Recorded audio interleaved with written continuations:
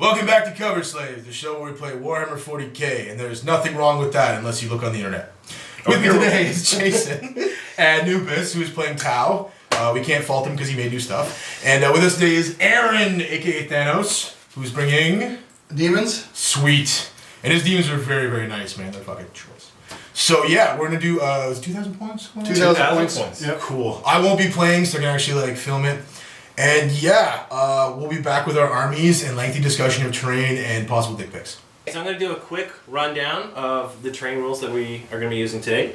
So I'm going to start with an example here with like a ruin like this. So ruins have doors. You can only get in through the door or anywhere that a model could fit. So there's some space back here. You can't actually move up over this coping, but you can move up this way with a difficult terrain check. The way the doors are going to work is basically like you can move through it. It's open. It's not difficult terrain or anything, but you can't shoot through it. They open close like as soon as you go through it. We've got a lot of barricades and stuff on the table, so they're going to be like 5+ cover. They're going to be destroyable. A vehicle takes a difficult or a dangerous terrain test rather, and if it passes it, well, either way, it's removed, I believe, or no. If it fails it, it'll stop in front of it. What else? Pretty much anything that's not shrubbery or low cover is going to be 4+. We have some barrels and stuff around. They're going to work very similar to the way the barricades work, so they cause a dangerous terrain check. They provide a 5+ cover save. They're removed if the test is passed, or if it's a vehicle, or if it's a monster creature, it'll just crush it. It doesn't have to take a test because they move through cover. The roads, they're just open terrain, they just look cool. We have a couple barricades that are part of the building, but we're going to actually just play them as barricades. They're just going to use the standard barricade rules. They're not going to be part of it for the purposes of like stealth cover or stealth ruins and that sort of thing, but they will just be a barricade that's attached to the building kind of thing. So we have some vehicles that are scattered on the table. So there's truck here and there's a like a dozer back there. And so what they do is basically they do provide cover. We're gonna do 5+, and if it's destroyed, it's like any glance or pen will blow it up. It'll cause like a vehicle explosion. So D6 inches, strength 4, all that stuff. That is about it, I think. I don't think there's anything else. So yeah, we'll see you with the armies, and yeah. My name is Aaron, Thanos from the forums, and I'm playing Daemons today. 2,000 points. We pick our warlord traits today, so I have picked re-rolling the Warp Storm. I think it's Lord of Unreality. My HQ or my warlord is going to be actually this doohickey right here. Oh, cool. He's a herald on the disc with the Grimoire, obviously. I'm playing with Scarbrand today because he looks really fucking cool and I want to play with him. And what I have today is 2 troops, pretty standard demons, 11 pink horrors. First HQ slot is Scarbrand. Second HQ slots are 4 heralds of Tzeentch, the one on the disc. 3 level 3s, all malefic. 9 screamers for the fast slot with 1 blight drone and 2 units. And then I have 2 units of elites with 1 beast of Nurgle in each. And then 3 soul grinders to round out the list, all with Flame Bombardment and Slanesh as their demon, so I can have fleet. And I think that's it. My name is Jason, An00bis on the website, on Game Summit.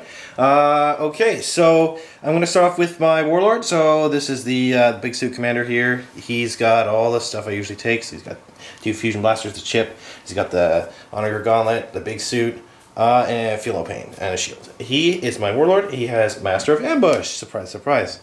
All right, new addition to the crew here is another commander. He's just rocking a crisis suit, old school. He's got 2 marker drones, 2 missile pods, drone controller, and target lock. Moving along to troops, I got 2 units of Kroot. They're exactly the same. They have 10 Kroot and 6 hounds. I've got 4 units of fire warriors, sorry, strike teams now. There are 2 squads with 5 pulse carbines. There are 2 squads with 6 pulse rifles. All the squads have the tactical support turret with a smart missile on it. Moving to, I guess, fast attack. I got 2 piranhas. They are not in a squadron. They're singles. They don't have anything. I've got a Razor Shark Strike Fighter with a disruption pod on it. I've got 2 Riptides with counterfire systems and interceptor. They have smart missiles and ion accelerators. Got a Ghost Keel with the burst cannons. He's got something different, I gave him a velocity tracker. So he's got Skyfire and he has Feel No Pain. I've got a single pod side with Interceptor, 2 pod sides that are in a squadron. They have Interceptor as well. We've got Long Strike here with a Disruption pod, Smart Missiles, and Railgun. Oh, and he's got his Sensor Spines on him. That is my 2,000 point Tau Empire list. This is the Tau Empire deployment. I'm going to start over here.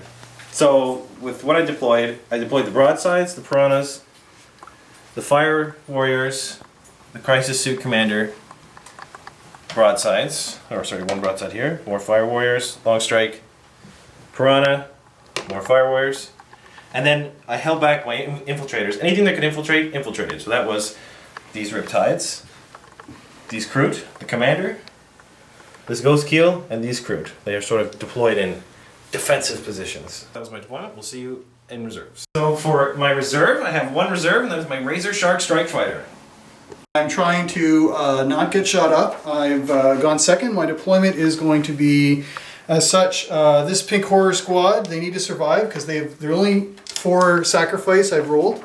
So I put my 2 heralds that can turn into demon princes or greater demons in that unit with the 6s for possession, so they can get out of there quick. I put my screamers pretty much fully in cover because this is the 1 turn where they're not safe. Everything else is pretty much in cover. 2 soul grinders. The beast is in front of this unit. The second beast is over in the wall over there, behind the other soul grinder, the 3rd one. And then this unit of pink horrors with another herald that are just going to try to take an objective, maybe turn 2. And I will be back with reserve. For my reserves, I have 2 blade drones. They're going to come in for basic reserves because of the deployment type, 24 inches up the board. Scarbrand regular reserves as well because same reason, he has a better chance of charging something of value. So this is Thanos trying to steal the initiative.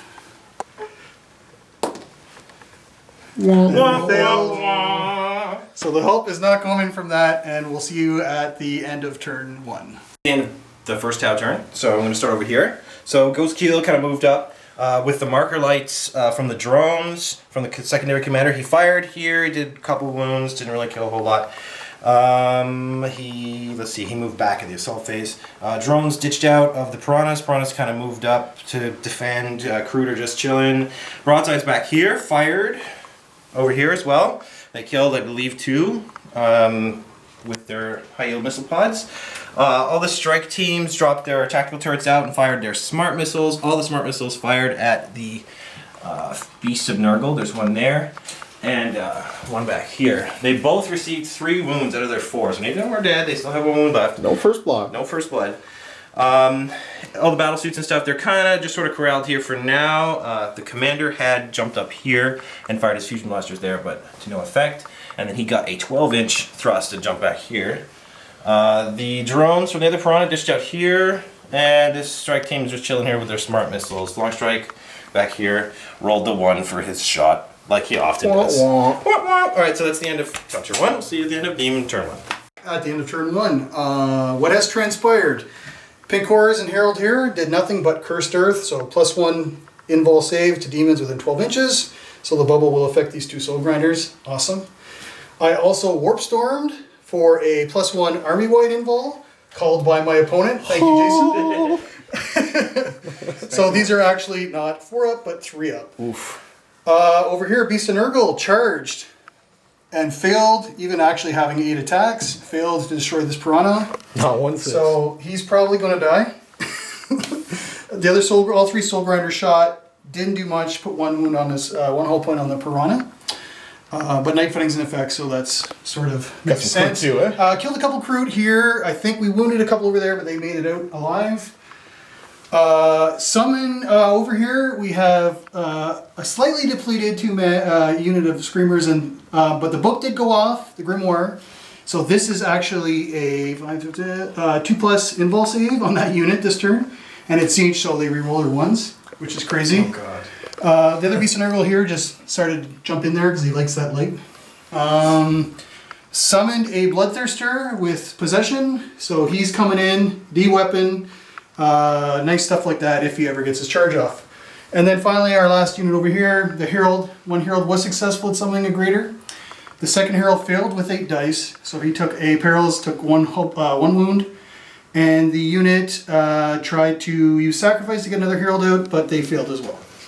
So we will see you at the end of turn 2. This is the end of Tau turn 2. So I'm going to start over here. So we have this nonsense going on. So, long story short, everything you see here fired at this unit. And more. And more. This fired. There's some fire warriors back here that fired. All of that shot to, because he has 2+ rerollable invulnerable save, he received 1 wound out of all that. I think I did, like, I made him take 30 saves or something like that. Yeah, it was pretty intense. Anyway, reserve came on, my flyer. It perched up here and shot at his FMC, doing, I think, 3 wounds, which is pretty cool. Moving along, we have a bunch of stuff here fired at the Beast of Nurgle. Unfortunately, I didn't get its last wound. The Marker Light drone commander, he backed off. He used his Marker Lights to help that nonsense over there. Again, no effect. Long Strike back here fired a railgun solid shot at this Soul Grinder and immobilized him. So that was pretty cool. Riptide over here, he fired at the who's going to call them fiends? The Beast of Nurgle that was there, and he destroyed his last wound. That was cool. First blood. First blood. Woo! What? Okay, this guy over here, he fired. He was down here. He fired at the FMC. I believe he did 1 wound. I'm not sure. And then he moved over here. The broadside here fired as well. To no effect. He passed all of his invulnerable saves, and everybody sort of backed off to try and get support fire. Yeah, that's really about it for my turn. So we'll see you at the end of Aaron's turn 2. Bottom of turn 2, I went dumb and didn't deep strike Scarbrand, so he comes out from reserve on the table edge. He's just gonna look cool. This unit again, they used Curse Earth, so Bubble Rat 12-inch bubble of +1 invul saves. The 2 Soul Grinders shot at some crew, actually the Riptide, and they got amazing fucking deviation. Sorry about the swearing. Killed a ton of Kroot. Killed a drone, I think, on this broadside, on this crisis suit unit. You can swear as much as you want. Sure. Blight drone came in. He shot. He had to jink because like 4 things were gonna probably annihilate him. So he jink, made all the saves, good to go. The other Soul Grinder can't move; it's immobilized. It shot more Kroot. It killed some stuff. Killed a couple Kroot over there. The Bloodthirster moved up top. He's now jump mode or swooping instead of soaring. I summoned. We'll start over here, I guess. I summoned a Great Unclean One. I did roll Tzeentch on the Warp Storm though, and Tzeentch carefully did 1 wound to him. And I also summoned a Herald, and for my upgraded 30 points, I popped out a Portal Glyph, which might be interesting later on. Also over here, I charged with the Beast of Nurgle on these Fire Warriors, and he actually died to Overwatch, which was really bad. So he's gone finally after living, surviving forever. And that Beast of Nurgle dropped a bunch of shots into the Piranha that didn't do anything from the Jink.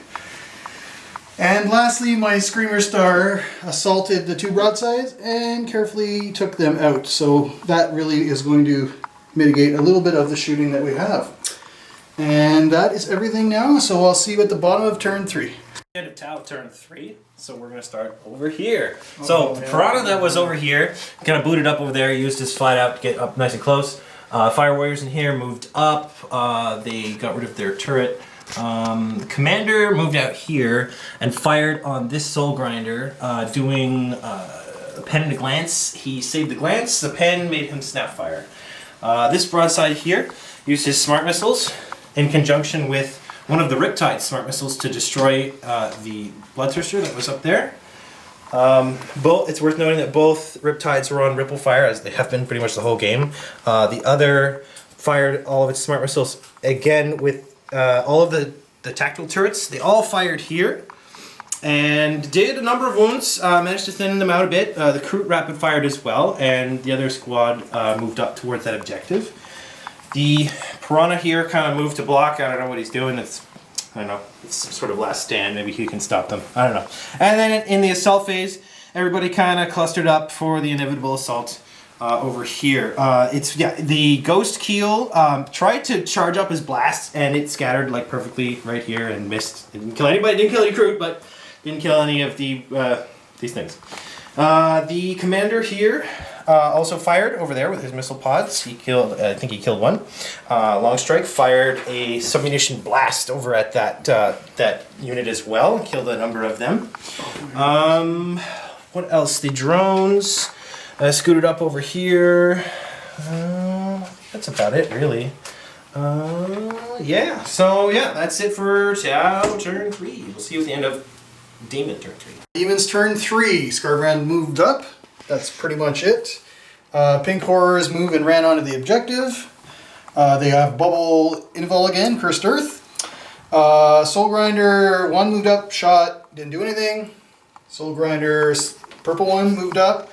It didn't shoot because it was snap firing this turn, and it would attempted to charge because it has fleet on the Kroot, but failed twice. The immobilized Soul Grinder tried to shoot the Piranha in the corner over there. Put 1 hull point on it. Both of my Blight drones did nothing. And they're mostly annoying pieces now. Over here I used my portal glyph to summon Demonettes, and I got 7, which was great. The Pink Horrors are moving up so they can get towards the objective over here now. And I replaced the Pink Horrors with a Great Unclean one with 6 wounds, so that's not too shabby. And then I summoned a Keeper of Secrets who moved and who ran over into the corner there on the objective. And then what else is left? Oh, and the big happenstance is my unit, my Ghost Screamer Star assaulted the Ghost Keel and destroyed it. I also rolled a 10 again on the Warp Storm table, so they are 2+ rerolling ones invul save with the book. So on to turn 4 for Tau. Of Tau turn 4. We're gonna start over here. So Long Strike is chilling up here, continues shooting. He fired, shot at this Soul Grinder, and it did not do anything. He passed the save. The secondary commander and like pretty much everything here fired at this unit. 2+ rerollable. I still managed to kill 2 or 1. I did 2 wounds total, so that's kind of neat. Yeah, that was everything here. So the commander, he had moved up on the street, and he had fired at the Soul Grinder as well. Didn't do any damage. This broadside fired all of his stuff at this Greater Demon, inflicting 1 wound, I believe. 1 was dealt from the Kroot there in front of it. Moving over here, there's some Fire Warriors that they dropped out their turret again, and they tried to fire their smart missiles at this Blight drone to no effect. Piranha over here is scooting up, didn't really do a whole lot. Moving down there, we have the Razor Shark. He's sort of circling around. He fired his blast down into the Pink Horrors. He killed 1. The Piranha in the back has moved flat out, so he's just chilling back there. And geez, it's getting pretty bloody. I don't know. I think that's it. So yeah, we'll see you at the end of Demon's turn 4. Demon's turn 4. Here's what the verdict is. Scarbrand failed the charge on a turbo boosting Pathfinder. Piranha, that's it. Sorry. Got the letter right. Right over here, really quickly, Bloodlighters came out of the portal. They moved towards it. That's it for over there. Back over around here, we have Pink Horrors moving on to the objective. 2 Soul Grinders moving up. The first one failing a charge on the Riptide, putting, I believe, a wound. I'm not too sure. Back over here, we had a torrent from a now hovering Blight drone that took out a squad of Fire Warriors. I charged with Demonettes and the Keeper on a unit of Tau, the Kroots, and they wiped them out pretty easily. And then we have over here, I'm now down to 1 Screamer and my 1 hit point on my Herald, and we attacked an HQ Tau Grazer Suit, and they're all basically almost dead. And then over here, the last thing we have is another torrent on another Kroot squad, and the squad got wiped out. So that's the end of turn 4, and we now move to turn 5. This is the end of Tau turn 5. So I'm gonna start back here. So these guys, they just sort of chilled and used their smart missile system over onto the demonettes that are here. Wow, there was a lot more before. I fired as well all these fire warriors and their smart missiles and stuff, the same target, thinning out their numbers.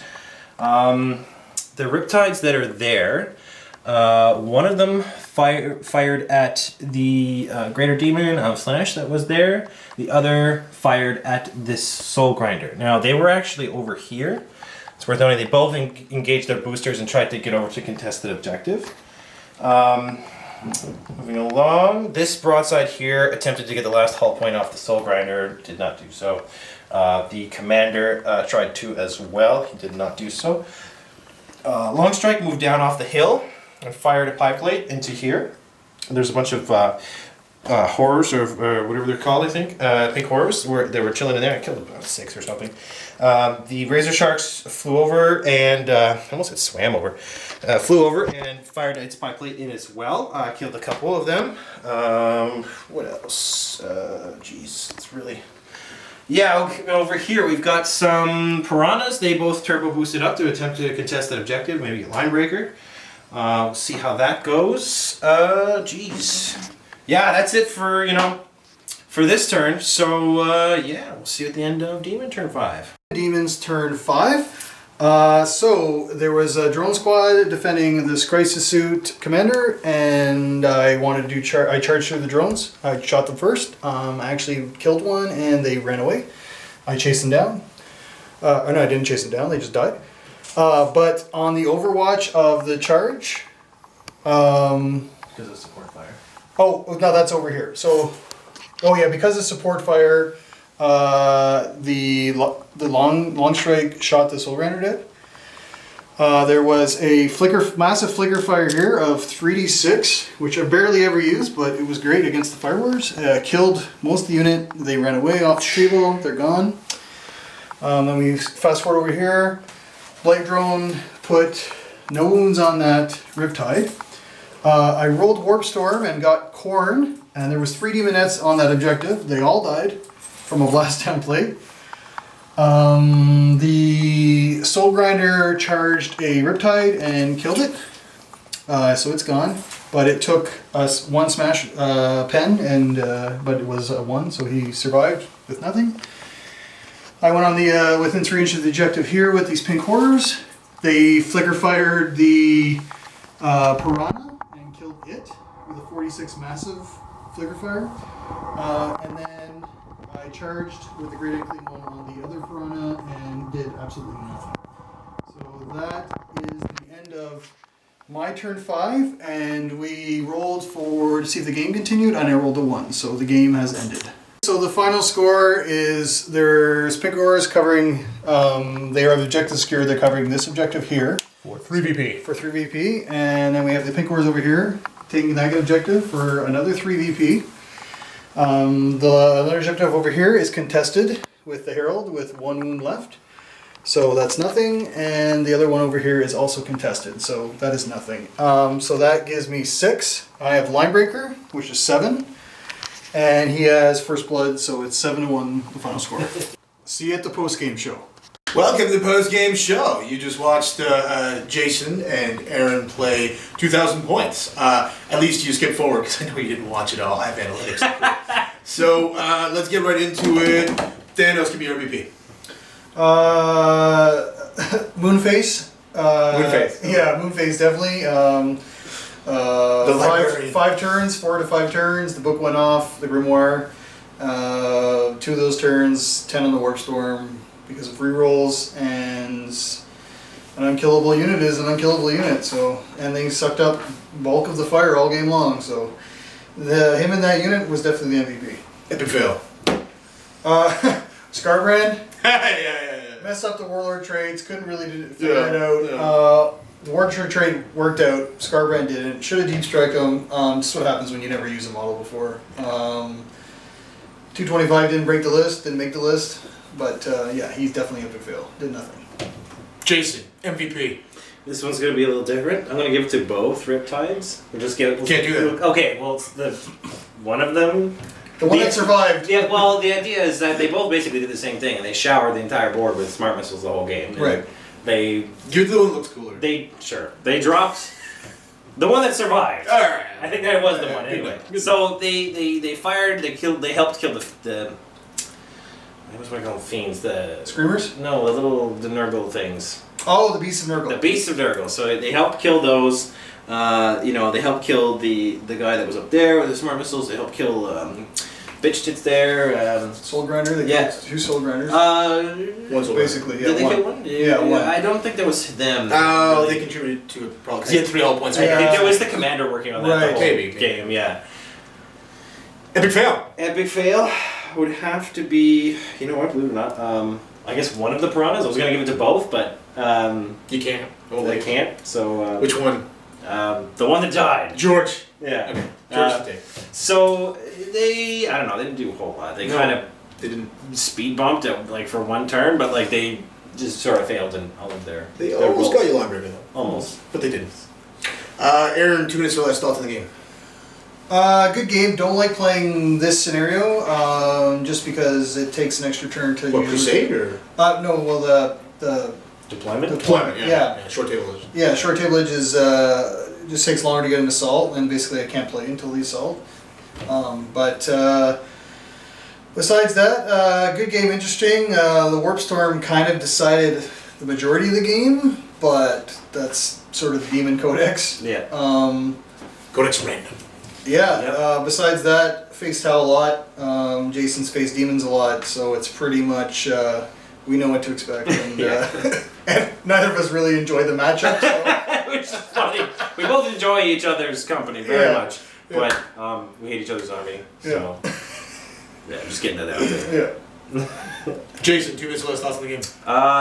It was pretty good. I think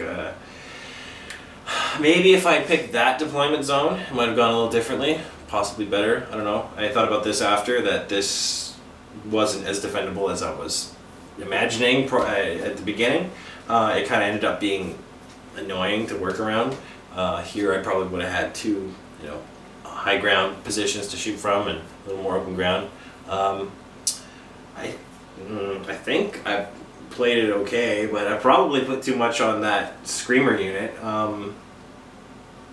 It still took forever. It was ridiculous. I guess just learn to prioritize certain things especially against demons. They have a lot of targets and a lot of things that are dirty and nasty, and I need to figure out exactly what the priority is on that, because I don't know.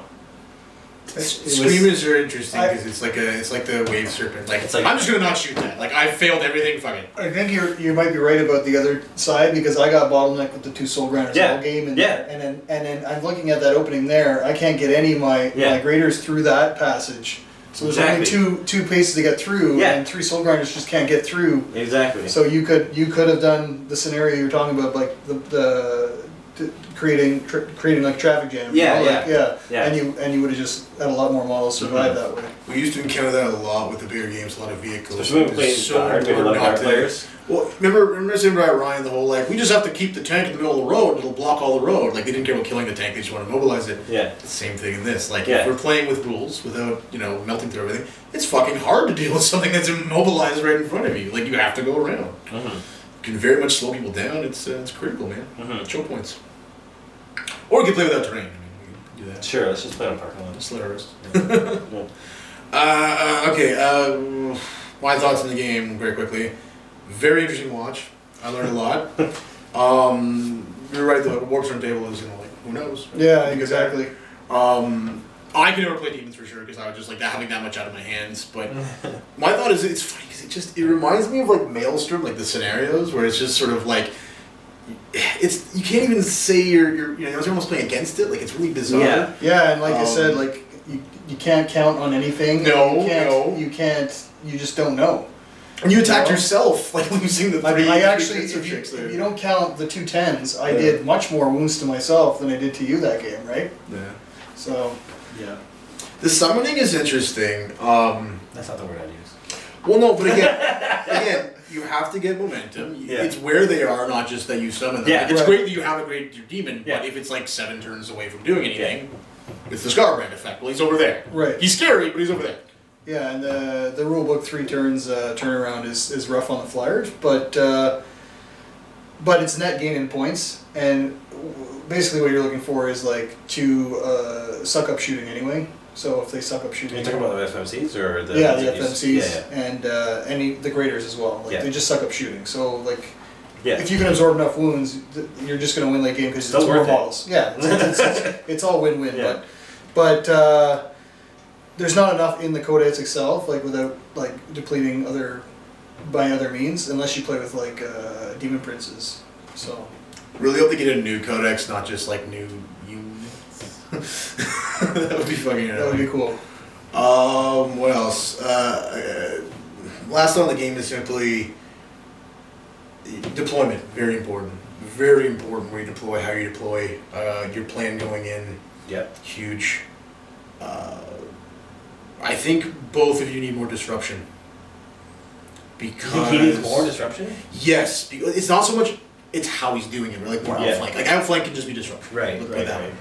Only because, especially on this, especially short table edges, if you can't get behind each other, it's Normally, very hard to affect. I would have outflanked with both brute squads, Yeah. normally, but in this case, I needed a buffer. I knew it was going to hit. Yeah, and like I have the Seekers are just not painted, so that's a But yeah, I hear pretty you. nice little unit against the Even just, I mean, think of infantry. 5 Bonhams running on there, close enough to get EMPs off of one of his. Oh, for sure. That could come out of nowhere, and that's a nightmare for him because again we're playing with fear of the flanks Yeah. and the charge, so it's like, oh shit, that's a problem. Yeah, and I think a lot for today, anyways, we're trying to use models we haven't played with. Yes, our newer yeah. models. Yeah. So generally, like I usually use Fleshhounds as a staple, and I think Jason usually has his EMP grenades and his Devilfish, right?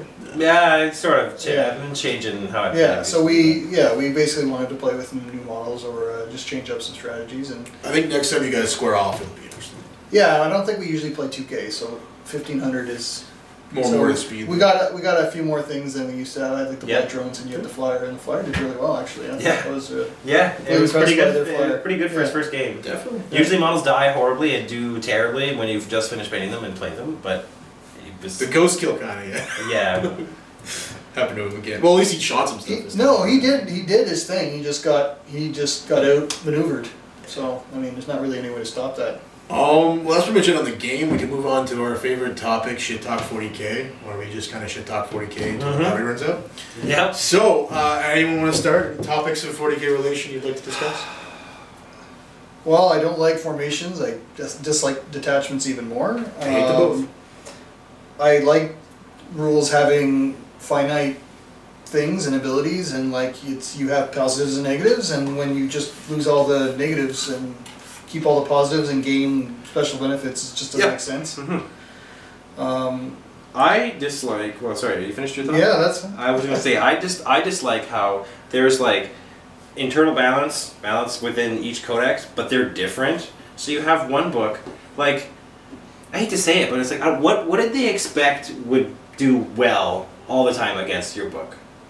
Like Marines? D weapons, Eldar stuff, Marines. Eldar for sure, yeah. Yeah, Marines They're an because- exception to the rule. They just do great Because all the the time. Doctrines is just like twin linked all day long, right? That just furthers my point in that Eldar will do great against you all the time. Yeah. But like, and then we have to try. But like, there are certain armies like I mentioned guard against you. Yeah. That would just be terrible. Yeah, it would be. That would be fucking terrible. Yeah, it I would stand here, I shoot you with the last gun, nothing happens. You kill me, and that's it. Oh, you made another guy too. Yeah. Like, Well, because Tau is just a better guard now, right? yeah, and Right. I don't know. It's I find that and then again, there's like Depends on the But- list. For but- depends on the list, Other yeah. assault armies do really well against me because I have demonic instability. Sure, yeah. So I play against Space Wolves and it's really bad. Even working on that point, there are Codex units. Thunderbolts. There are units that are, for example, the Riptide or like the Broadside, or things that are undercosted when you have other things that just don't make sense, and then you have Right. you compare that to another book, and it's like, well, these guys get they get this, and it's like, are they really looking at these books and are they objectively trying to balance them? No, they're not. They're Well, just throwing models and I points. think out we there. mentioned it last time, but I can't remember, so I'll say it again.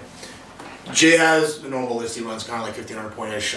Like, basically, there's very few alternates. Like, there's a few things that will change, but he found out, or luckily found out, that like just saying magic words makes it a formation or attachment or whatever. So it's like by literally altering nothing in it, he just has to say these magic words and gets all these free rules. It's really weird.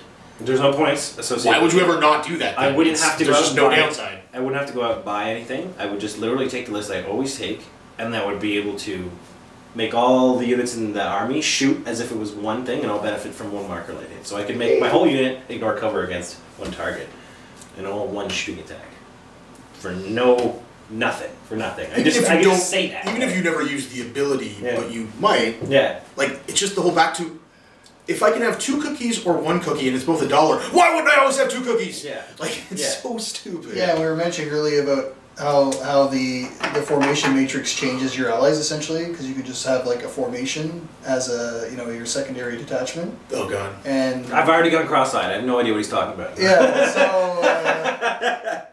so like you were saying, you can play like a Tau detachment or Tau formation with space wolves or Sure. whatever, Yeah. and then you're like, well, whatever I couldn't do before, well, I just Sure. buy the models I need now. Exactly. Why have downsides like you were saying earlier? Right. Not only are the units not built with downsides anymore, but now the armies aren't, because Right. the ones that are glaring, you can just fill that with another army. And I mean, it's true. To that point, look at orcs, look at Tyranids. Downsides, what are the upsides again?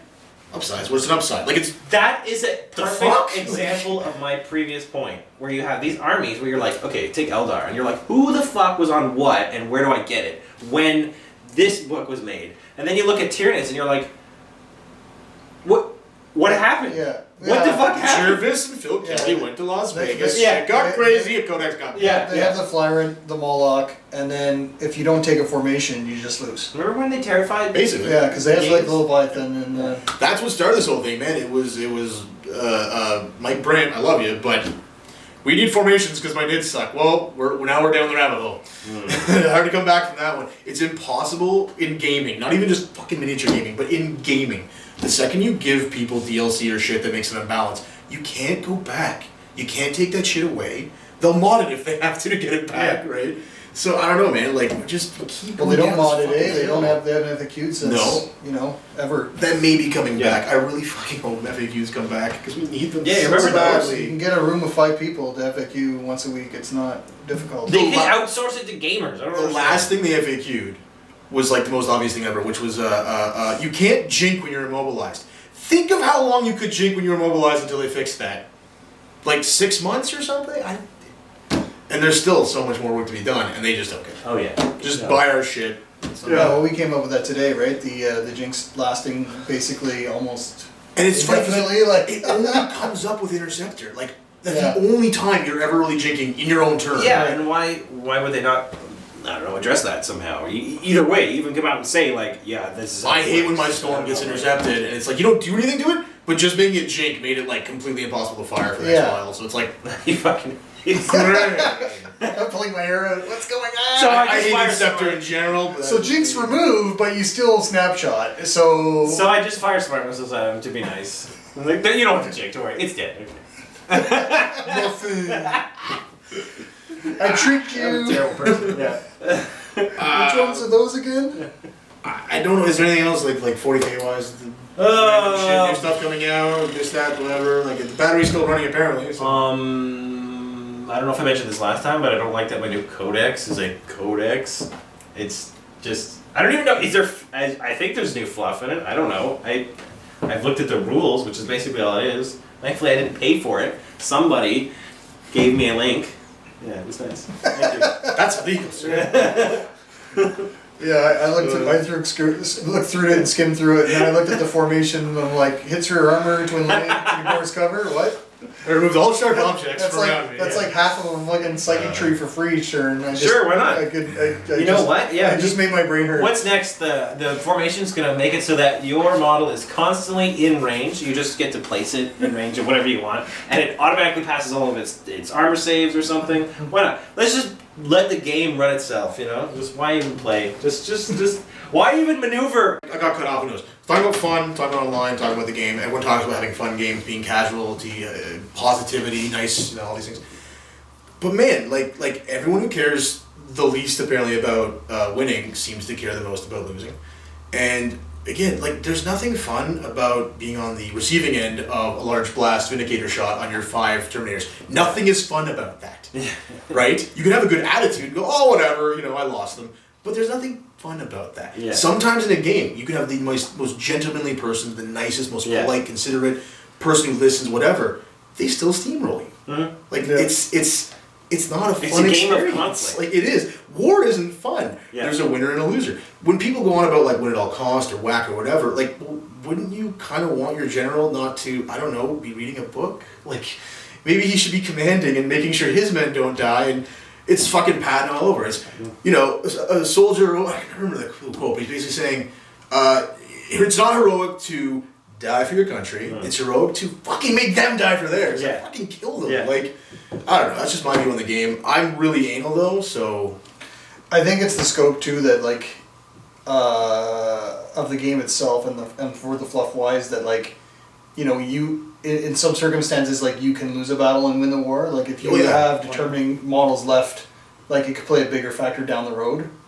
So like long strike and then like one of the riptides, for instance, like maybe something happens and they're peace out or something. But you lose that flavor when you lose your one codex. Yeah. You know what I mean? Yeah. Like these models survive today. Yeah.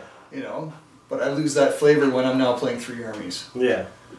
Under whatever Nova Open rules or... Well, that's just, how do you learn, like not just learn codexes and armies, but like learn your opponent. If it's every week, there's like 7 different codexes being involved and all these weird interactions, because it's like the Battle Brother problem with Imperials, where, okay, literally, if you own every Imperial army, you can sit there all day and night making different lists, like every day, every night. No way to learn shit. Yeah. Yeah, and a lot of it has to do with how good and how well your opponent is with their army. Yes. So, like, for instance, Jay, you've been playing, like, Tau for, you know, probably the better part of a decade. Yeah. So too. when we play each other, like, we're just like, how do you do that? Or how do you do this? And how do you know if I can do that? And I just don't know what you're doing, but it's okay. I know you know. There's an element of trust, too, right? Like, Oh, for sure. you've been playing this army forever, I'm pretty sure you're right. Yeah, you know, like, yeah, and so that helps, like, you know, me to learn like Tau. So like I think that I have a pretty good understanding of that army over like. And then other you people. met me. Yeah. So and so, but you lose that when you agree, you yeah. enter in the other formations and detachments and stuff, because you lose the flavor of your army. Mm-hmm. So I just don't know how you go back. They could do one of the things. They could index shit. So again, like that's been my suggestion from the get go. 1500 and beyond, go nuts. Like add all the stupid shit you want, play A-plot. But underneath, have like order, structure, a force organization chart, rules. The fact that you can legally put a knight in a 500-point army is a problem for everything. Yeah. It's and again, it's not like knights at the end of the world. Like you're right, that some armies can just steamroll them. But it's the idea of like scale. 30k, and the reason it's popular is there's some common sense being put into it.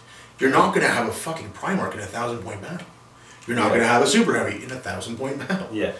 It's not going to happen. Yeah, I miss It's not something to worry about. It just doesn't. yeah, the Knight Codex itself is like It's cynical. that. Well, that makes sense by like if you just played Knights. Like I don't have anything else but Knights. That's my Codex. You know, but like you can't ally with a Knight. You can't. Yeah. So like you see what you get. But I mean, even at 800 points, it's like I have an army. You have 2 models. That's kind of like the scale is weird. It's weird. And, It's like when would there ever be a scenario where only like you patched up some kind of place where there was 2 knights defending with no infantry? Like it doesn't make any sense. Yeah. It's totally fine with 2 consenting adults, with the plan being, hey man, you want to try this? Go nuts. But as a core mechanic, for absolute strangers, like the fact that it's now morally acceptable to do really whatever you want and make it on them, and I don't always think that's fair, because like you said, who wants to play against 2 knights? Here's what I think of those matchups. Imagine you're playing a game of chess, and you're like, okay, I'm setting up all my chess pieces, and then the other guy goes, Nerf gun or something? he puts a chess piece, a single chess piece that's like 3x3 down. And he's like, this is my special chess piece. Mega Queen! It moves like all other chess pieces and can move twice, and you're like, well, that's gay. I want to play chess. Like, you know what I mean? Like, so if someone shows up with 2 knights, you're like, well, that's cool, but I don't want to play, Warhammer 40,000 blow up 2 knights. I want to play. Because it's not fun for you or the opponent in the sense No. that it's like It's a whole different game. I have anti-tank and I'm going to kill those in 3 turns, and we don't really even play. Yeah. 'Cause that's how it's gone. We have tournaments that are 800 points. Yeah, I like the idea of these 2 Swiss Army knives attacking each other. And What I like when we show the armies before the report is like they look like fucking armies. Like you've got a lot of units that kind of have a matching paint scheme or theme to them, and it makes sense. some of the shit you see from BAO or like Doesn't make any sense. it's just you look at this army, you're like, okay, so it's a Karen, and there's a Wraith Knight, and there's Just like a giant fortification, and there's like some you know, like it's what am I looking at? Yeah. It's so amorphous now. It's Yeah. so stupid. Yeah. Well, they can't go away from the formations and detachments now. They've gone too far. Like, but there's no. There's really the no way nerd back. rage would be insane. Well, there's just no way back because you have to reboot, right? You'd have to start from scratch and come up with a new edition of the rules and new codexes. I plan to not allow them in events I run, but I don't really want to run events anymore. Yeah. So. But then that's where the problem therein lies. Like you remove them and then you're like, well, that was the internal balancing that GW put in the books. You know, like we give you a formation to make your army playable, and now you have it. You don't have it anymore. So that thing you were relying on is gone. And then it's like Eldar wins everything, and you don't want that either. But we're just like, moving integers. If the codexes aren't Yeah. balanced, I mean, because again, for that example to work, you'd have to say yes to them and no to the good codexes, right? Right. So like, I guess what I'm trying to say is you'd have to remove them all, start from scratch, which is like almost impossible to do at this point. No, I mean we do it all the time. We do it today. Right. But then at some point you'd be like, yeah, I have this Apex book of like Eldar. And then now what do I do with every book to balance it against that? Like some armies are actually. I don't think you can ever balance the codexes because it's just like we know that already. Looking at it objectively, there's no method they have for making points. They've always just gone by the last thing. I suppose the balance is your game group balance. Like you want a close game. Like that should be your goal. Like you want a close game, but you don't want to use like shit. But you where want balance a close comes game in for right? me Like, is playing the same people, learning how they play, learning what they run, and you get in sync. Like you kind of eventually, at least hopefully, there's some parity. There's people winning, people losing. It's going back and forth. Sometimes it will always be match up. Like obviously you're not whipping out Chaos every day. Neither am I for a reason, right? Chaos is not as good as other codexes. But I think that's the only way to achieve balance at this point. Because literally, it just straight off the bat, when you have players who have 4,000 points of stuff and players with 1,000 points of stuff, someone has more variability in what they can bring every game and can change it every game. The guy with 1,000 points has a list that will never change. right. And some people, the problem going the other way that you see a lot with they go, okay, well I'm not a millionaire, I'm now a casual gamer, and I have to declare that all the time. And everyone has to change their list to fit me. Yeah, that's fine, but it's probably why you're not getting a lot of games. Yeah. Just gonna put that out there. Yeah. Yeah, because you're gonna play a catch-up game as far as models go, like with people that have been playing for forever, right?